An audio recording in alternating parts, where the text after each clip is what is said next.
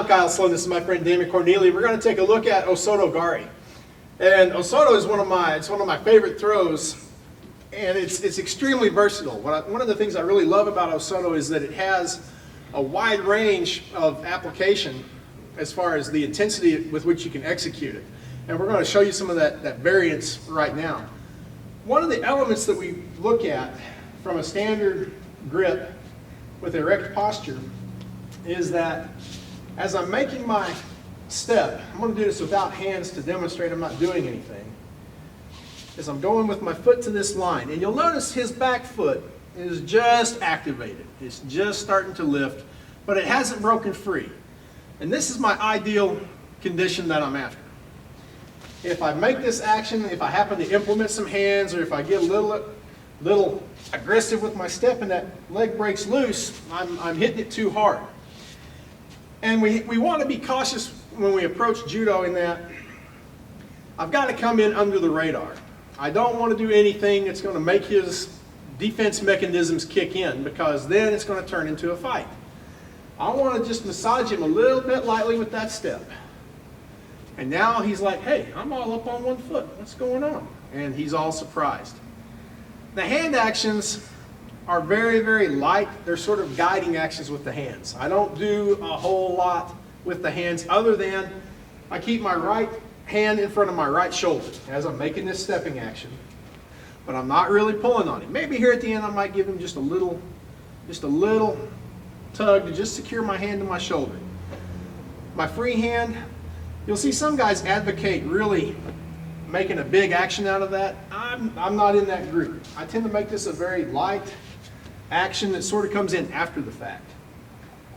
Another common thing that we see is a great big entry with Osoto, and that's not necessary. You want to make a very small, I can like draw a circle with my big toe as I apply this, because I've got him all up on the foot. So let me see if I can do this without talking so I can get everything right here.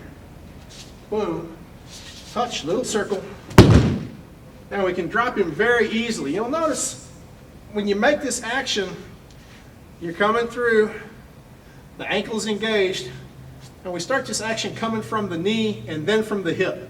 Just like in foot sweep, it's very common to drive this action from the hip, and it's getting things out of order. You really want to motivate this from the knee first. So with Osoto, like I was saying earlier, you have a great variety in how you can affect this. I mean, we can do this in a low impact way, like we're teaching it on carpet, and let him down very nice and easy. So if you're dealing with older players or beginners who don't have good ukemi, this is a very nice way to do it. Or we can just go ahead and do it as a regular sort of application like this. That's a little more enthusiastic, and it's a little bit wrong, because ideally he should be falling in this line. But I put too much power in the equation, and you'll notice, if you want to rewind the video, you'll hear two different distinctive hit actions. His body actually hits two different times, which is definitely an indicator that I've put too much power in the system, and I've messed the throw up that way. Ideally, his body should just all at once as a unit. So I'm going to try this again, touching, and you hear right there his whole body hits at once, and he is perfectly right on that line, just like he should be. So with Osoto, there's a lot of little minutia that you can get into, and it's very easy to become distracted. The basic elements that we work with, especially dealing with beginners, and even as you're working into the advanced ranks, is really, it all comes down to starting with proper foot placement. And then just a little hug, just a nice light hug to join him, touching, and then just letting him down nice and easy. You don't have to fire him to the floor with everything you've got every single time you do, because that tends to make practice get kind of long and tedious when you do that. So just be nice and easy with each other as you're working Osoto, and you can get a lot more reps in when you're not just firing each other for the fun of it. So give that a try, and send us some feedback on YouTube and let us know what you think.